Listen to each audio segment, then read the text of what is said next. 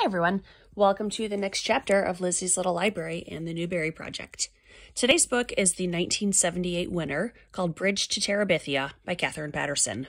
This is a book I am 100% certain I read as a child, although even as a child I thought her other book, Jacob Have I Loved, which won in 1981, I thought that was much better than this one.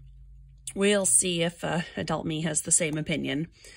Paterson also has an honor for a book called The Great Gilly Hopkins, which I have not read. I have, in addition to reading this book by myself, I have many times read it with third or fourth grade students, and they're all completely devastated by the ending. I won't spoil the ending here, although I will say the copyright page completely ruins it. Some books have a brief description on that copyright page, some don't, and this book really should have skipped it, especially because the back cover description also gives away way too much of the story. So the actual story.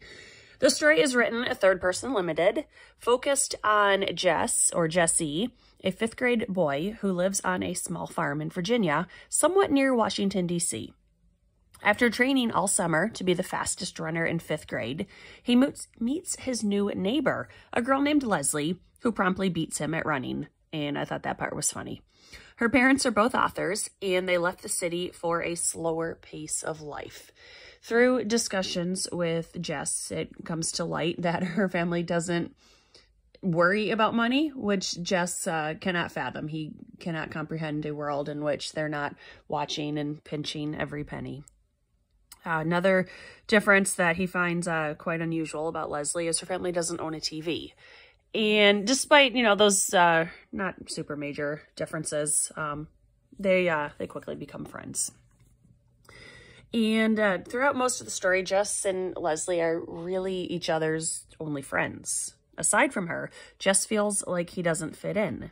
He has two older sisters and two younger sisters, and he feels very much alone and stuck in the middle. He and Leslie become quite good friends, and they invent a magical land that they call Terabithia, just on the other side of the creek. They envision themselves as king and queen. To get to Terabithia, they have to go on a swinging rope, not a bridge, but a swinging rope hanging from the trees, and they imagine that it's a magical way to enter Terabithia. Jess is afraid of a lot of things, and he tends to follow Leslie's lead. One day, towards the end of the book, and this is gross, it's raining, so Jess accepts when his new music teacher invites him to go to the National Art Gallery. That is gross and completely inappropriate. He is in fifth grade and she is an adult. This should not happen. She needs to go to the art museum with people her own age or go by herself. There's just nothing appropriate about taking one child on a field trip. If you want to take the entire class, by all means, but this is not a good subplot.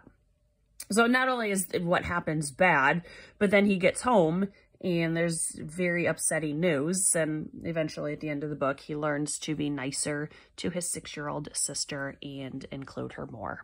The end. Sadly, and I hate saying this because I really, really like Katherine Paterson as an author, but this book was not nearly as good as I remembered it. And it doesn't help at all that I knew the ending going into the book, but still, I found it lacking emotional depth from beginning to end. Jess's reaction to everything that happened was mostly numb.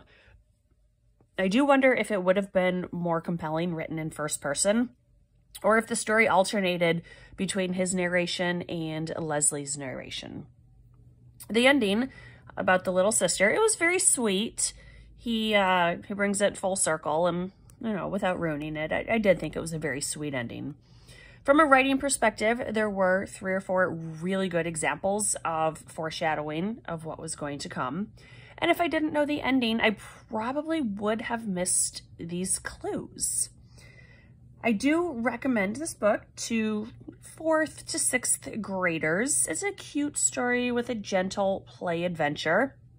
And the ending is handled in a very appropriate way for the age group. There is just one very brief part that I wanted to read. It is from the beginning of chapter 6, and we find it on page 57. of the paperback edition that I have. It is his older sister, Brenda, and she says, "What are you giving your girlfriend, Jess?" Brenda screwed up her face in that ugly way she had. He tried to ignore her. He was reading one of Leslie's books, and the adventures of an assistant pig keeper were far more important to him than Brenda's sauce. And the crazy thing about this is he reading The High King? I didn't like that book. And I think it's funny that it's an assistant pig keeper. How many books for a young audience feature an assistant pig keeper?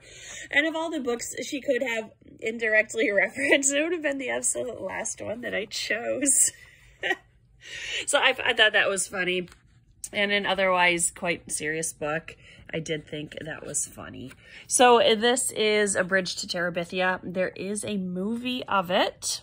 I have not actually seen the movie, even though it does look quite good. It stars Josh Hutcherson of Hunger Games fame and Anna Sophia Robb, who I will always associate with the new Willy Wonka movie. So at some point, I will surely watch it. This book is very good. It's just not great. And I hate saying that because I really like the author, and I know this is a greatly, greatly beloved book by a lot of kids. If you haven't read it, it is worth a read, although it's not the greatest book ever. So this was A Bridge to Terabithia by Katherine Paterson. Thanks for watching. See you next time.